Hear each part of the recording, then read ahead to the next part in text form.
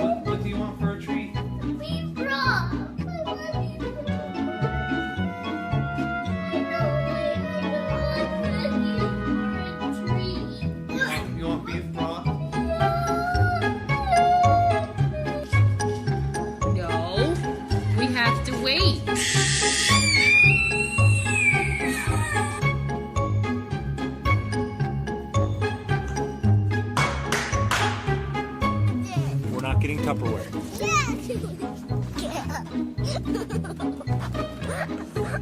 No Tupperware.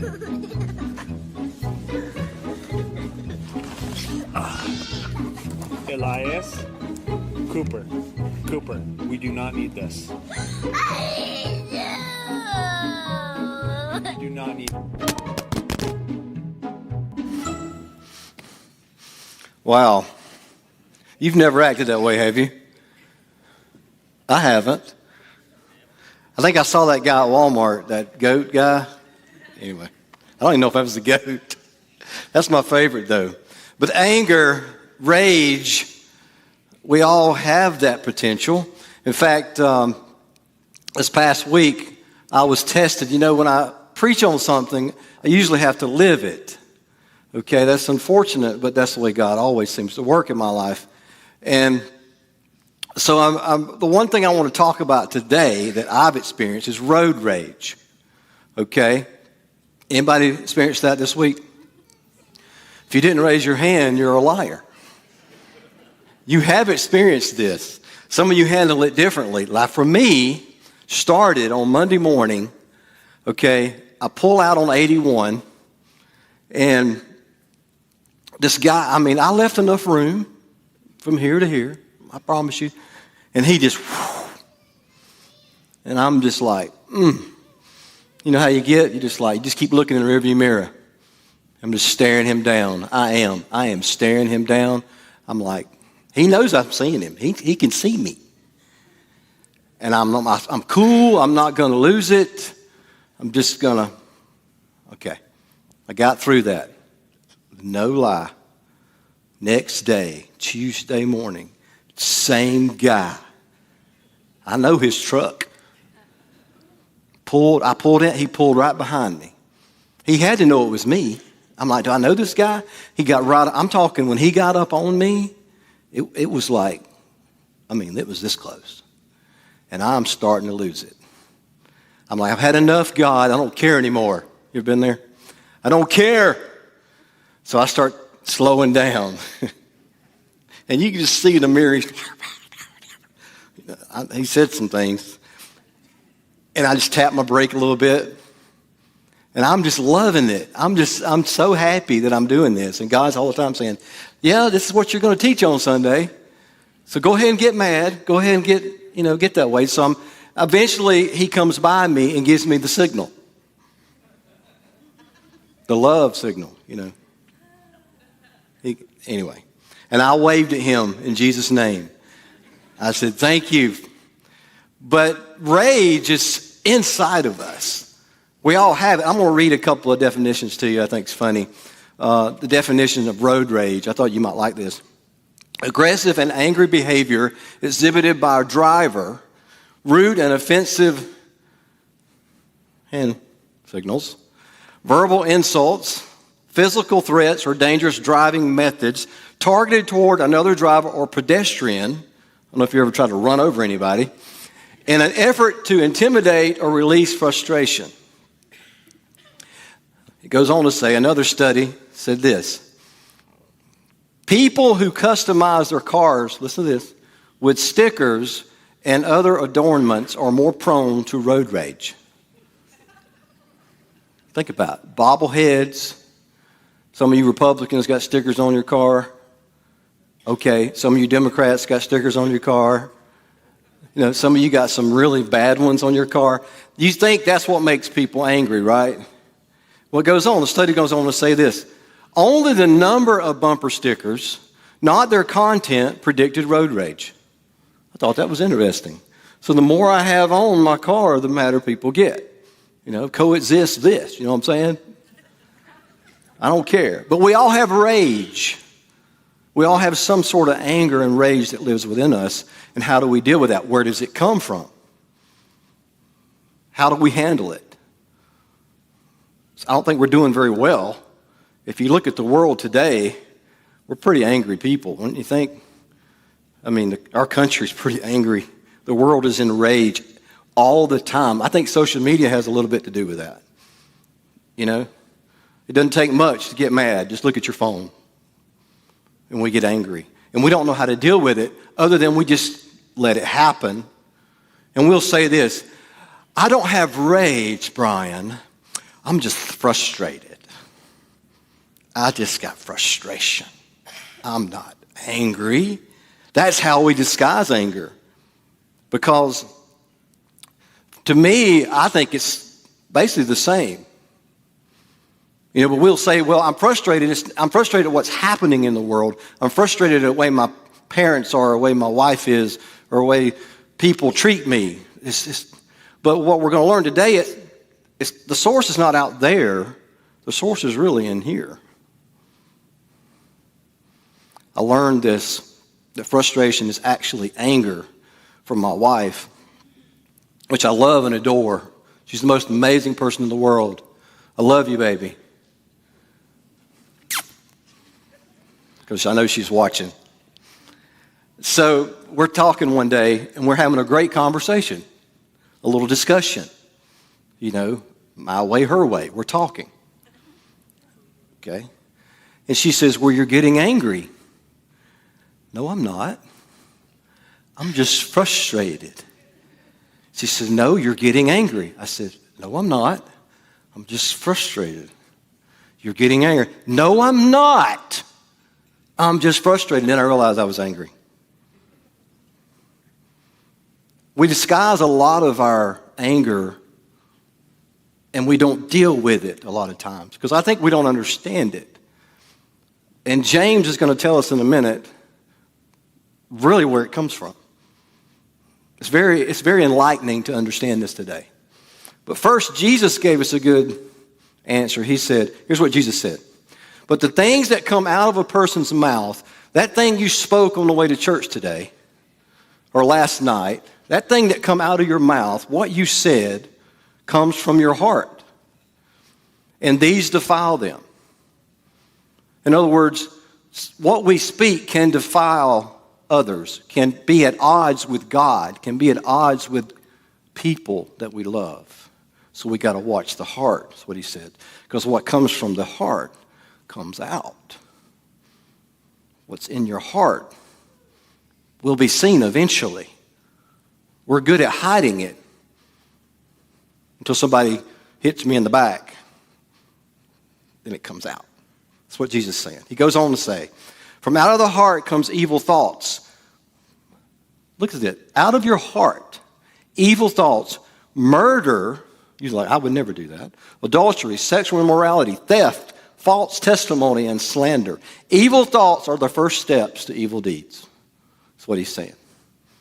And emotions swell up, and we get angry. Solomon says that from the heart, the issues of life come. But how are we doing paying attention to our heart? We're good at monitoring our behavior, I guess. Like I was able to calm down for one day and not get mad. I was able, but then what really came out was my rage. I just could not wait to smack somebody. And I blamed him for it. But really, in reality, it came from me. Yes, he was doing things I didn't like, But really the rage came from where?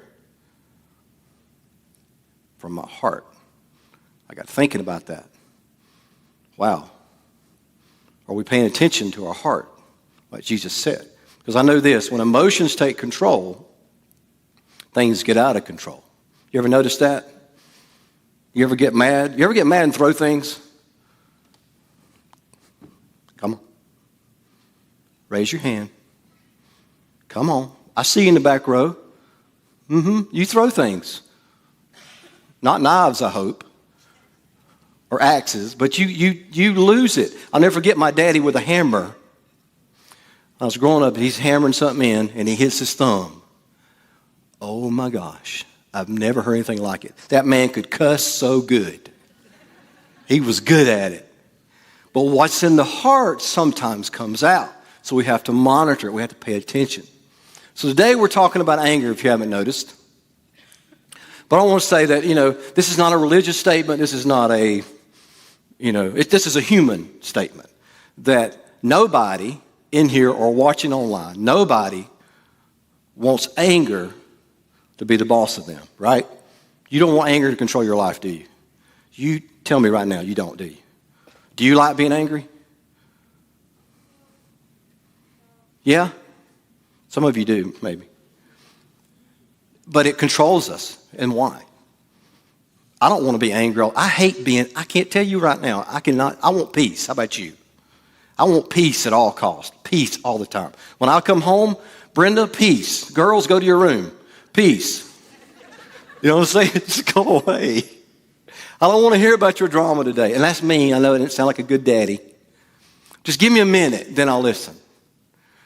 But peace is power. Peace is awesome. Peace changes lives. Peace will change your life. But we have to know where anger comes from. We have to understand our hearts. That's what Jesus said. You have to monitor that.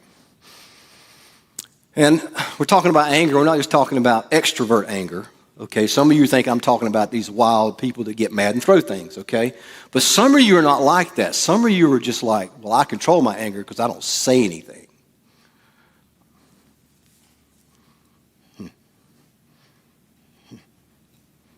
That's some of you right now. I can see all of you out there. When you get mad, this is what you do. And I had a friend of mine, no lie, when he got mad, he wouldn't say anything, but when you looked at him, it scared you to death. Because he had that look in his eye like, I will tear you apart. Some of that's you. Some of you are just intimidating. You're scary, but you still deal with anger.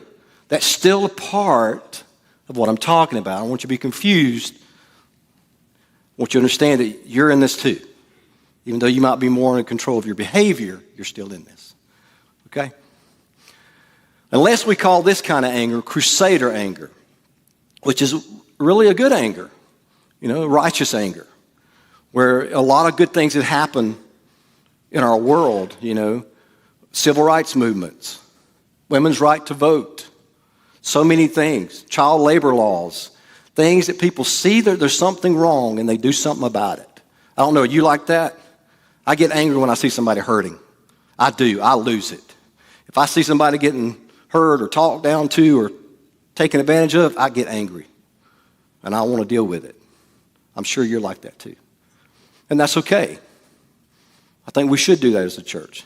But we pivot back to us, we have Crusader anger, which means what others aren't getting that they deserve. We get upset and we want to do something for them. See, the anger I'm talking about, the frustration and anger we're dealing with, is that thing when we say things we shouldn't, or we get out of line and we yell at somebody, or we don't understand things and we get mad. That's the kind of anger I would call this. What I'm not getting that I'm sure I deserve. See, you're going to find out that it's a lot about what you want today is your issue. See, one is, I would say, constructive, the Crusader anger, and one is destructive. And we're going to talk about that destructive anger that haunts you every day in your car. When you leave today, on your way out, you will deal with it in some way. And How will you deal with it? Will you even recognize it? And we're going to talk about James, the book of James here. I have really only taught on this maybe one time in my life. And you know why? Because it's very difficult to teach about. Nobody wants to hear this today. You don't want to hear this today. It can be very offensive to you today. And I apologize. I'm sorry. But I think it's important that you understand yourself, that you understand what's in you is coming out of you eventually. And that's what James is going to tell us. Here's what he says. Well, first of all, if you don't know about James, he's the brother of Jesus. And he was a pastor in Jerusalem, which I think is pretty cool. And he was martyred in the year 62 because he claimed Jesus was his Lord. I just think that's fascinating. That he was teaching this, and a church in Jerusalem was actually listening to what you're about to hear today. And it still applies to you and to me. He says, who is wise and understanding among you? Who is wise? Are you wise today? Would you consider yourself wise? I asked my daughter this question. She said, yeah, I'm pretty smart. I said, asked if you're smart. I said, are you wise? There's a difference. Intelligence had nothing to do with it. Wisdom is an understanding. Wisdom is an insight. Wisdom, the older I get, I feel like the more I get wiser. Say it that way. The older I get wiser. I think. My wife might disagree.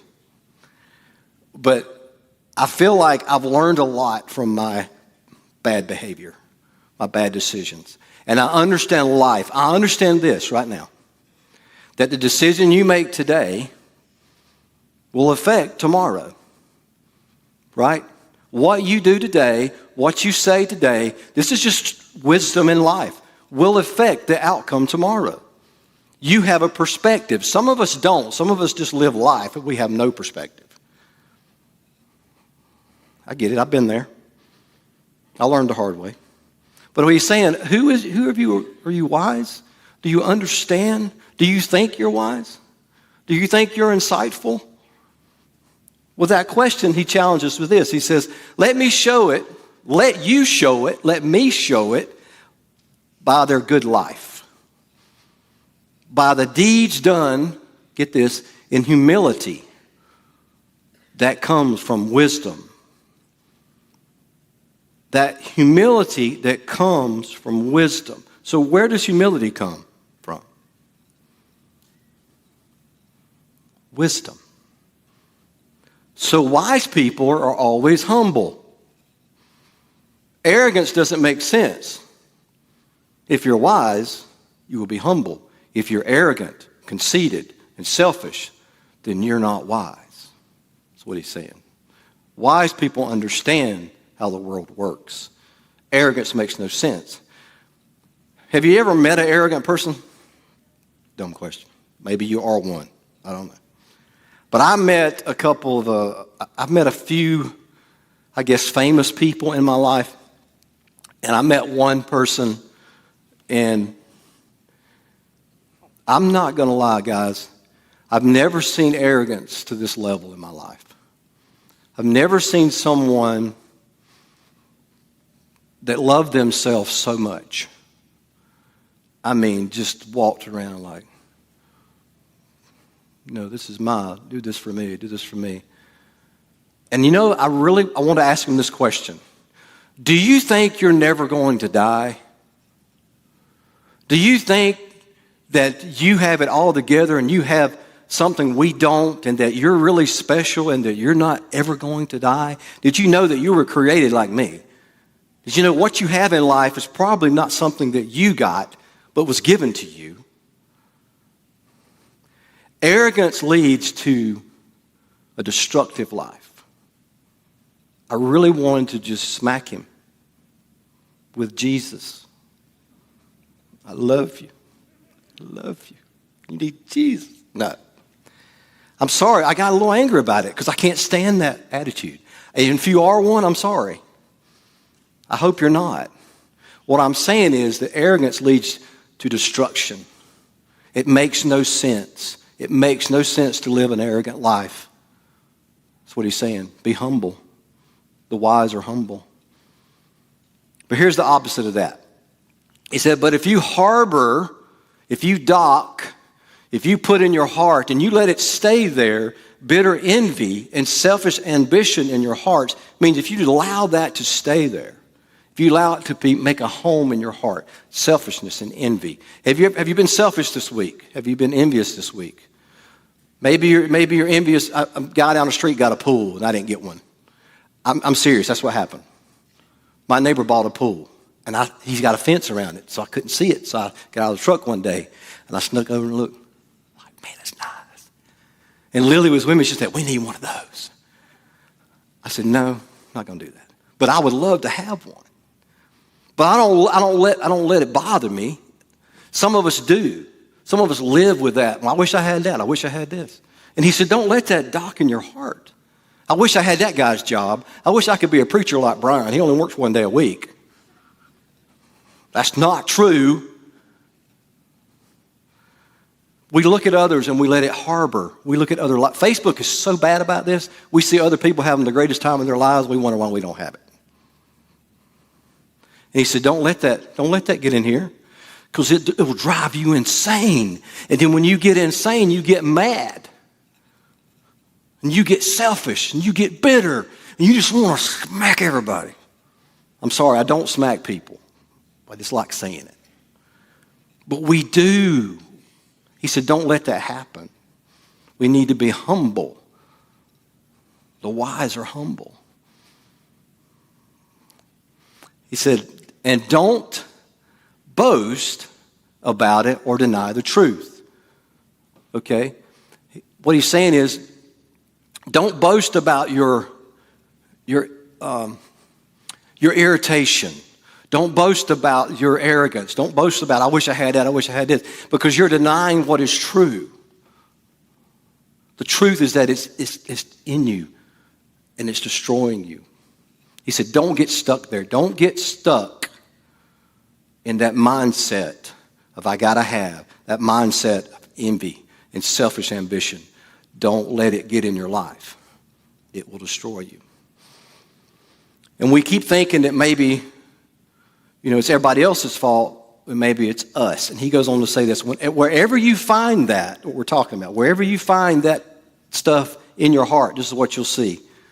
For where you have envy and selfish ambition, look at this, there you'll find disorder in every evil practice. In other words, if you live your life that way, if you live your life envious, if you live your life bitter, you will find, why do you have disorder and all that in your life? It might be because of the way your heart is. It might be because of the way you're living your life. That's what he's saying. We need to pay attention to our heart. Basically saying what Jesus said. I love this statement. What's on the inside of you is eventually coming for you. What's on the inside of you is eventually coming for the people around you. What we allow in here eventually will blow up and hurt you or somebody. I'm going to give you a little example.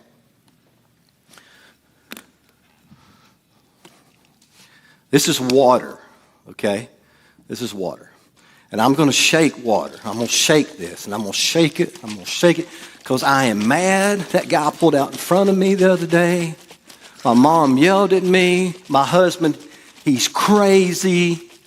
He won't do what I ask him to do. My wife just keeps saying it. My brother-in-law, my kids are losing it. And he just keeps going like this. And it just keeps on happening.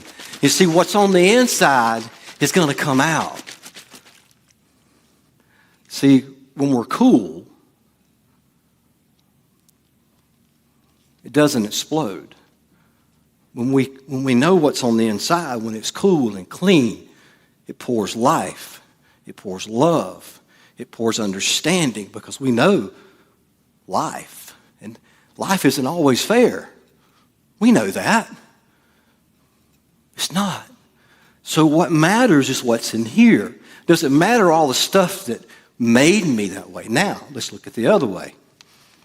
Let's look at what James is saying here. James is saying this is the way we are. This is the way you are, the way I am. This is how we live our life, like this. This is Diet Coke, by the way. I love Diet Coke. People get mad. Here again. Guy pulled out or on my back. And I want to smack him. Somebody yells at me, waitress is really bad today. What's wrong with her? My kids, again, in the back seat going crazy. The school line is too long. What's wrong with them teachers? On and on and on and on. Y'all can name it for me. Name something. Huh? Politics. Oh, that's a good one. Oh, I just love that. Huh? Did you say glitter? Glitter. Oh, okay. Glitter. I hate glitter. That's a good one. Parents, you don't want glitter on your kids you bring home, but you keep going and just now look. Okay, y'all got the towel.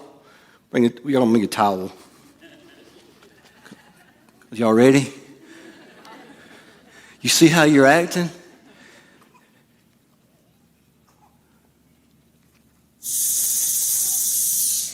I'm kidding. I'm not going to do it. You see my point? What's on the inside? You were afraid. She's like, oh my God, no. See, what's on the inside came out. Yeah, all this stuff is happening, but you still decide, am I going to be cool? Or am I going to lose it? Am I going to let anger control me? Is anger going to be the boss of me? I don't want that. We want peace, right? That's what we want.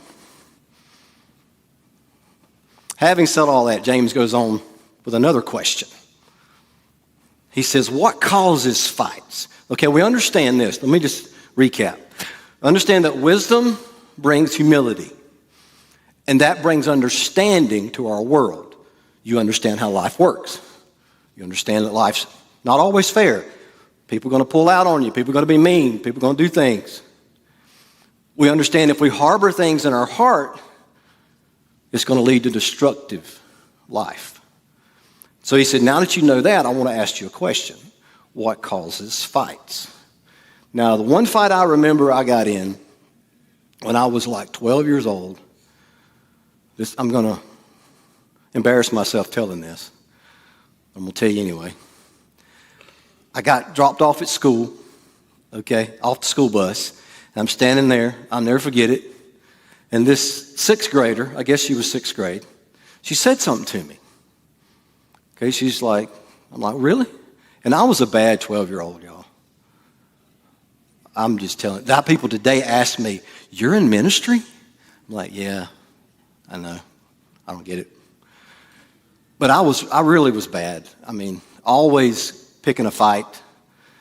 And she said something to me, and I just smacked her. I just went, pow. I'm like, what you gonna do now? Y'all ever done that? No, don't raise your hand. And I'm telling you, she lit into me like my grandma would say, like a hound dog backed into a porcupine. She lit into me she started hitting me with a book. Boom, boom. I'm like, oh my God. I mean, she had that look in her eyes like, I'm going to destroy you. And she pulled my hair, and I ran screaming like a girl all the way back to my house. And I was so embarrassed. But anger, I've never seen it like that before. I learned a big lesson there. Is that what caused it, though? By me hitting her, you might say that's what caused it. But he goes on to say, what causes fights, quarrels among you? What is the root cause? You may be asking. What is the root cause to anger? I was to ask you today. Was it the fact I hit that girl? Is that what caused it? That's what you would say, right? Yes, that's what caused it, right? Because she hit me, right? Y'all agree with me? Because she hit me, that caused anger, right? That's not what James is saying. You say, Brian, you're asking the question wrong. It's not a what, it's a who.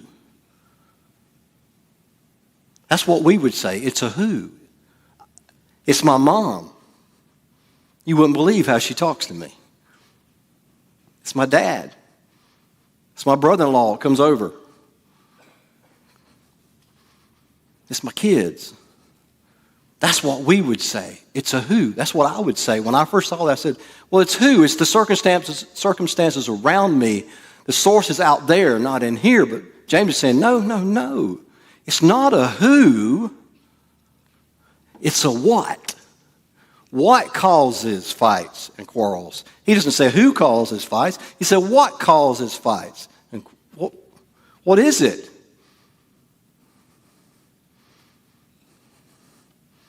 The problem is not a who it's a what. That's what he's saying. He goes on to say, do they really come from your desires? Don't they really come, say that way, from your heart, your desires that bottle up within you, like the bottle? Don't they really come from that? And you would say, no, they don't. You haven't met my wife. You haven't met my husband. They don't come from that. And he say, no, it does. It comes from your heart. You'd say, well, if they would just do it my way, if they would just do what I wanted, which is the right way, then we'd be okay. And he says, no, it's not them. It's you. This is the hard truth right here. Where anger comes from is you.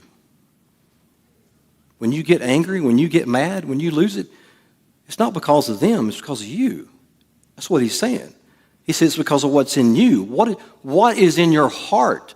Is it water? Is it cool? Or is it Diet Coke? What's in you will eventually come out if you don't identify what it is. That's what he's saying. You have to pay attention. You need to monitor it all the time. What does it look like?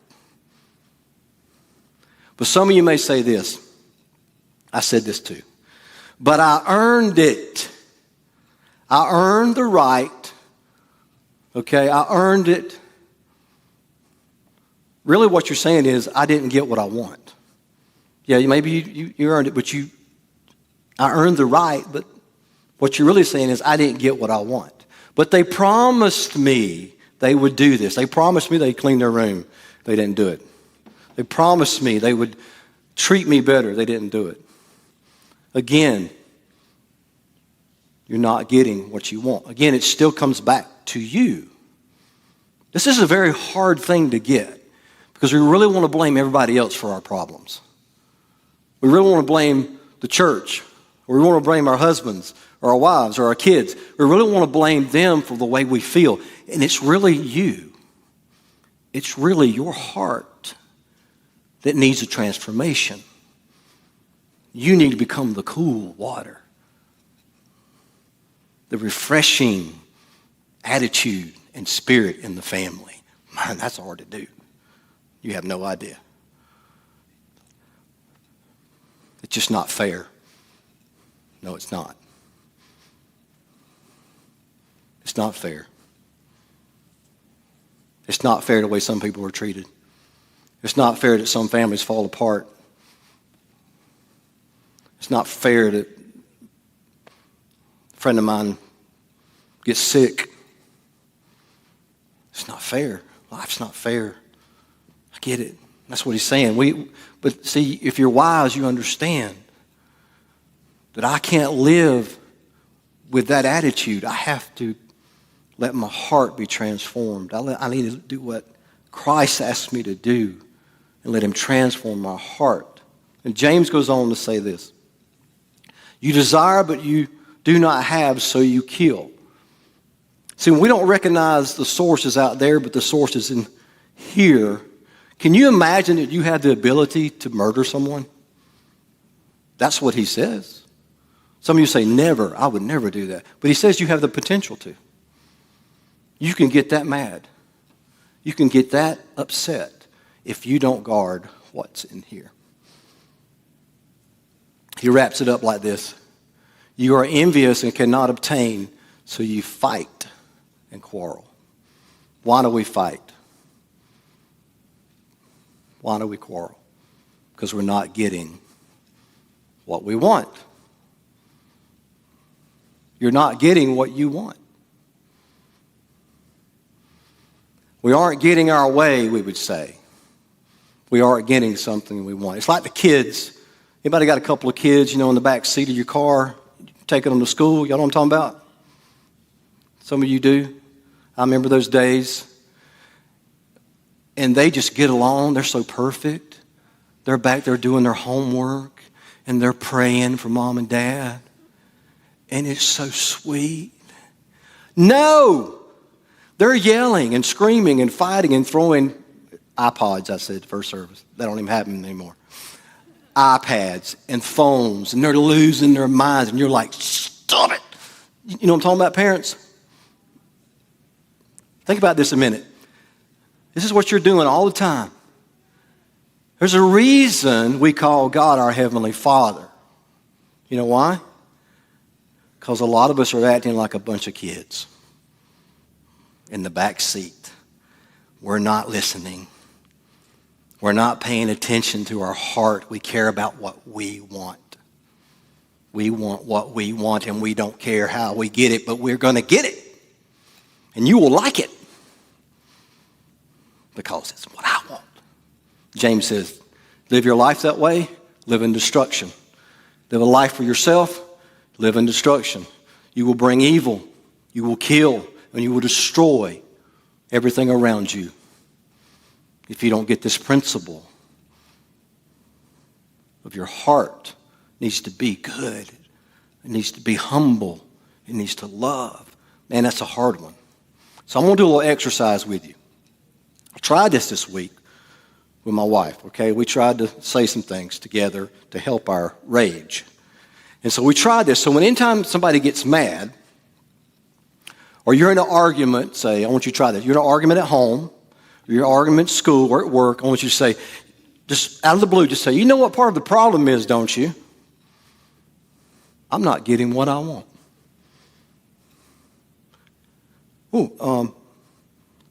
It's kind of hard to come back on that, isn't it?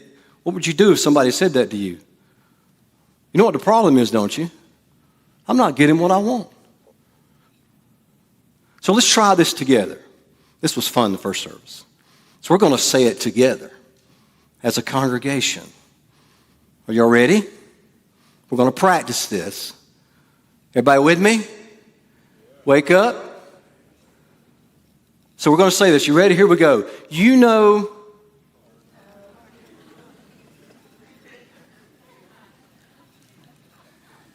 Okay, I talked to God. He said, y'all need to straighten up. Let's try this again, okay? You know what part of the problem is, don't you? I'm not getting what I want. Now we're going to say it again, but I want the southern attitude. You know what I'm saying? You know what I mean? Huh? Here we go. Ready? You know what the problem is, don't you?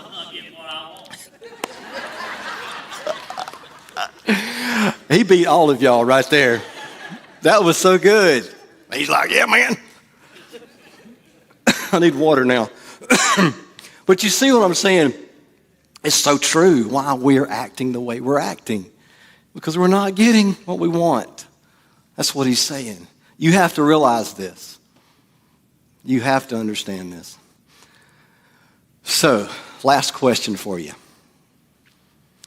What is your relationship with anger? Now that we understand, anger comes from our heart. We understand that we got to pay attention to what's in there. But what has been happening to you in your life right now, this past week? What is your relationship with anger? Did you lose it? I did, twice this week. What would your wife say about your relationship with anger? What would your husband say? What would your kids say about your relationship with anger? Do you let it control your mouth, your mood? I don't know about you, but I'm ready to be done with that. I'm ready to live my life differently. And I'll ask you, are you ready to do that? Are you ready to put anger aside the best you can? I understand that life is not fair. I understand there's circumstances where I can't even imagine you're going through. But are you ready to say, it's not what I want, God, it's what you want? I'm going to tell you, I'll be done in a minute. Really quick story. I've never told it really much. I have so many of those. But I used to be in the music business, okay? And that's what I wanted to do. I started about 17, 18 years old. I was in the recording studios. I was doing music, and I wanted to be a producer, and God was really making that happen. And I had been doing that for about 10 years. I was about 28, I guess, at the time. And what my job was that I would bring groups in. I would hire the groups, bring them in, produce the sessions, produce the albums, and that's what my job was, to keep bringing them in. Well, I brought a group in, and after meeting with them, they wasn't really happy with the environment that the studio was in. They wanted to move their session somewhere else. So, I'm like, okay, we can do that. So we moved the recording to another studio. Recorded the album, went well, all went good, got that done. A few months later, I'm standing in the office there, and a guy walked in, handed me a letter, certified letter. He said, you're being served papers today. I don't know if you've ever been told that, but that'll make you sick. You're like, what did I do? Come to find out, the owner at the other studio was suing me, and suing the artist, and suing all the producers. Here's the sad part. He was my friend, I thought. And so we tried to work it out. Wasn't going to work it out. He didn't want to hear it. I said, why are we doing this? We don't need to do this. Well, I've never experienced this before in my life. Went through depositions. This thing went to court with a jury of 12. I don't know if you've ever sit on a stand and give your testimony. It's the most humiliating thing, the most horrifying experience. I remember being so sick, I couldn't eat, couldn't sleep. I can't believe this is happening to me. And I had to tell people. And I remember feeling so judged, and I'm like, gosh, here I am doing Christian music, and this is what happens. Well, I'm praying. Me and Brenda were praying. We're like, God's got this, We felt like we did the right thing. And jury comes out, read the verdict, just like a movie. Just like a movie. Guilty. Found me guilty. And my producers and my team guilty. A breach of contract. And I'll never forget that day. Thinking, oh my goodness, if I could get my hands around his neck right now, I would just strangle him. I remember looking at him across the room going, I'm coming after you. I'm going to get you. I was so mad. You can't blame me, right? Well, learned something about myself really quick. 6 months later, he was found dead in his motel room. Never got to speak to him after the trial, never got to talk to him. And I find myself saying this. When I heard he had died, I said, well, good for him. He got what he deserved. Wow. It's like God says, you know what you just said that. You understand what you just said. You said that about my creation, about the one I love. Because your heart is bad. Your heart is bitter. Your heart is selfish. Your heart is envious. You came to the point to where you would kill and be happy for it. Wow. it changed me at that moment. I said, God, I never want to ever do that again. I don't care whatever happens to me. I don't care how bad it is, how bad people have treated me. I don't care anymore. I want what you want from I don't want my heart ever to be that hard again.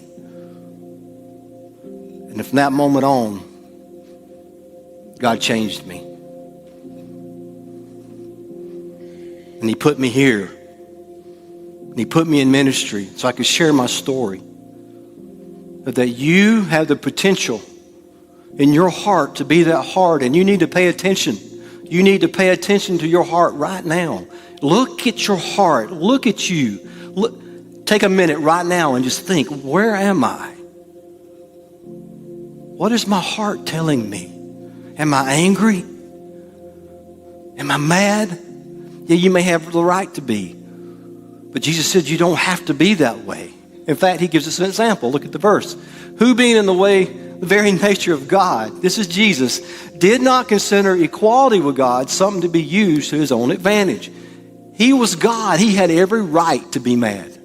Every right to say, I'm not coming here and dying for you because y'all crazy. But he did it anyway. Rather, here's what he did. Rather, he made himself nothing for me and for you. Taking on the very nature of a servant. You want how to handle your anger? That's it. This is your verse. In relationship with one another, have the same, say mindset of Christ. That's how you deal with your life. That's how you deal with every part of who you are. Whatever you're dealing with, have the mindset of Christ. That is the heart you need to fight for, not fight others. That's what he's telling us. And I'm praying that for you today. I want you to stand because I want to pray for you. If you would, just bow your heads a minute. I come out here, and I promise you, I don't take this lightly to come out here and speak to you. It's really a struggle sometimes, especially when I have to talk about anger. But I sat back there today, and I said, God, I don't want to go out there unless you're leading, unless you, God.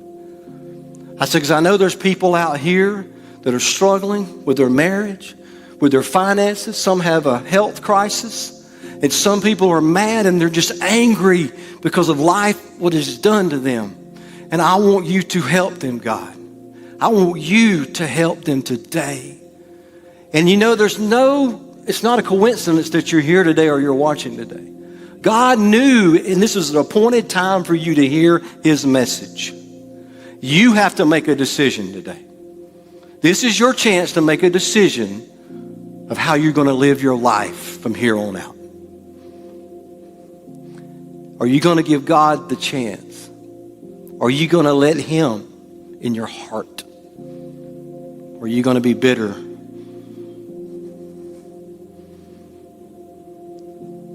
Because God wants to show you his love in the most powerful way today. But you decide.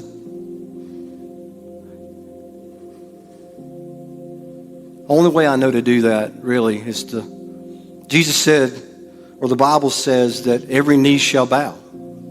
You know, maybe you're not there. Maybe you're not on your knees yet. But I'm going to tell you something. Life will eventually come for you. And you'll need God. So why not start now and say, God, I'm yours. I am yours. I'm going to bow to you. I'm going to give my life to you, give my heart to you, give my anger to you. And I want to pray that for you today. If you're dealing with that today, I want you to just raise your hand so I can pray for you. If you're dealing with anger, frustration, pain, let me pray for you. You know, the power is not really in me, it's in God. And when you lift it to God, God can change it. One breath from him will change your life. Let me pray for you. Father, we thank you for this amazing day. Thank you for your love. Thank you for your words that shine light on our hearts. I know this hadn't been easy for some to hear. but I know it's truth. And I pray that you would help those in need today that are dealing with anger, that you would begin to speak your Spirit into their life. Bless them. Send people around them that can encourage them, that they will begin to change their heart and they will begin to become more like you and have your mindset in everything we do. Father, I thank you for your love for me. I thank you that you changed me. I thank you today. I know somebody today made a decision for you. And we thank you. In Jesus' name, amen. Hey, can we just give it up?